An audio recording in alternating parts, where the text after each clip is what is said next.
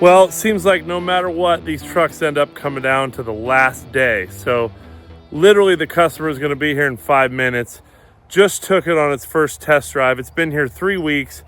No time to get the camera crew together and film it. So I'm going to go ahead and do a video, just me walking around this truck. So this is Neil's 70 3/4 ton Chevy truck, and she's pretty rad. So let's go check it out.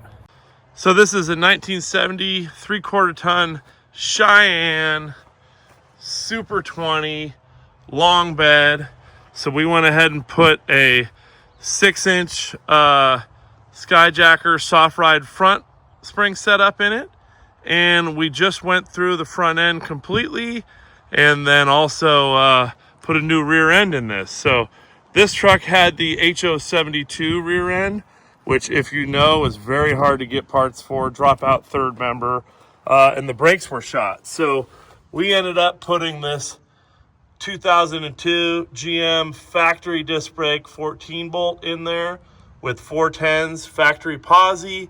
And then, as you can see, it has 2-inch blocks underneath there that we actually hand built. So it's got 4-inch Skyjacker rear springs, hooked the e-brake back up, and then 2-inch blocks to get the 6-inch out of it. We did that so it has a little bit softer ride. It is running 33-inch tires on 17s, got IROX, super clean restoration on this thing. Nice looking truck. A little bit of rust underneath, but not bad. Forward to back, really clean underneath. So this is a turbo 350 205 truck. Two-tone green and white. Take a look inside here. Beautiful panels. Seat nice, all old school. OEM style gauges still. And then it has the retro sound stereo. No AC on this thing. But really smells good in here, feels good. Factory auto column, no tilt. And up in the front, we put the 6-inch Skyjackers in. Just did the raised drag length there. No crossover steering yet, but we did do new ball joints. Did our spring plates, U-bolt kit, cleaned the front end up, repacked the bearings, new brakes, got that all dialed in. While we were working on the front end underneath here, we went ahead and machined the passenger side flat top knuckle, so it's going to be all ready for crossover steering next time it comes in.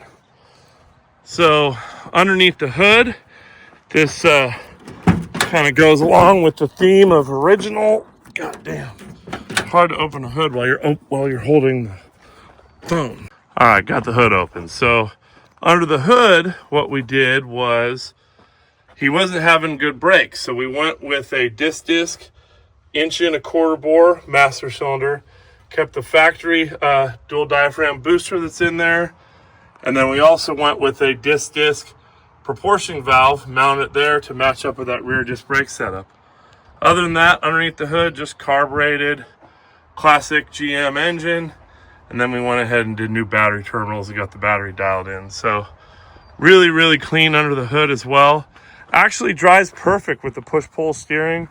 Little rough ride, but that's what you get out of one of these old trucks. And another clean, classic C20 on the road. Love this body style. Look at those cab lights up there. Freaking awesome. Just America. So hope you like Neil's truck. I know I do. And hope to see more of these in the future.